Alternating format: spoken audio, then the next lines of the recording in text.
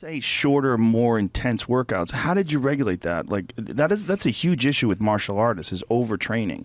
They want to do more work than everybody else. They want to work harder than everybody else, and they wind up breaking their body down and showing up for the fight exhausted.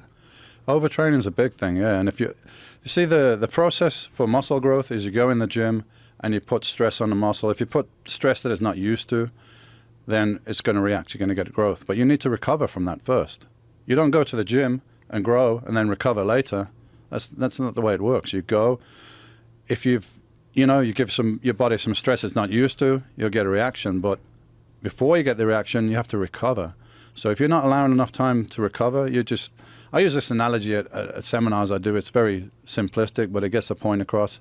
If you get a bit of sandpaper and you rub it across the palm of your hand and it's kind of bloody, if you leave it and let it heal up, what's going to happen? The skin's going to develop back a little bit stronger, a little bit thicker than before because it wants to protect against that stress. So that's the process. But if you go and you make your hand bloody, and before it's healed up again, you go and rub it again, what's happening? You're not really getting anywhere. You're just going to have a bloody hand, you know? Yeah, you think you're being tough, but you're actually just being silly. Yeah, and it's, why are you going to the gym?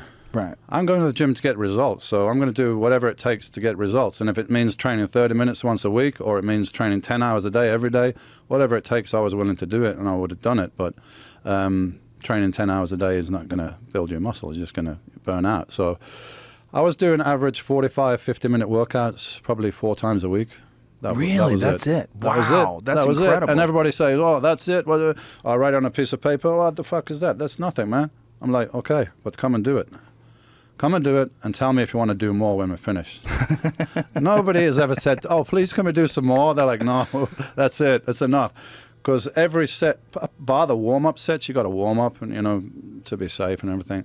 But the real sets, I call them, we're going to go to absolute failure and even beyond with force reps, with assistance reps, maybe extra negative reps, which is something that most people neglect when they lift weights. They think, I've lifted it. All right, boom, let it go down. I've lifted it. But they're neglecting the lowering part of the weight, the negative. So I get people to really slow that down, so you're taxing that part as well.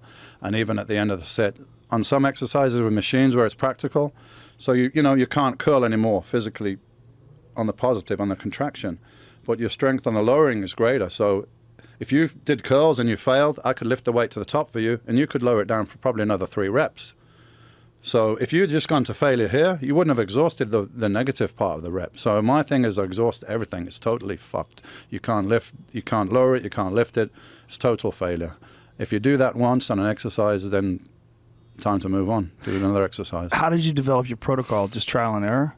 Trial and error, and I didn't invent this system of training. As I said, people there before me, Arthur Jones, Mike Menser, I just took what they did and refined it a little bit more for a competitive bodybuilder, because Arthur Jones wasn't a competitive bodybuilder. The people he trained weren't. So his routines were even briefer than mine.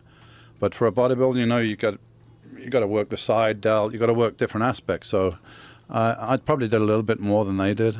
So I adapted it to myself and my needs.